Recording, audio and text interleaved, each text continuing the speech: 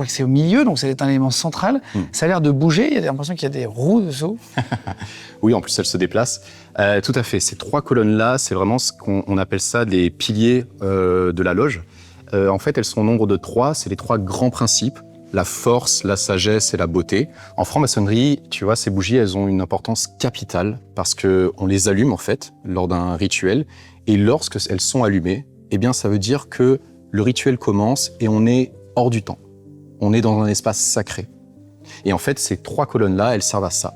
Elles servent à indiquer, déjà ouvrir les travaux qu'on appelle, donc l'espace sacré, et indiquer que le rituel va commencer et que les travaux vont commencer. D'accord.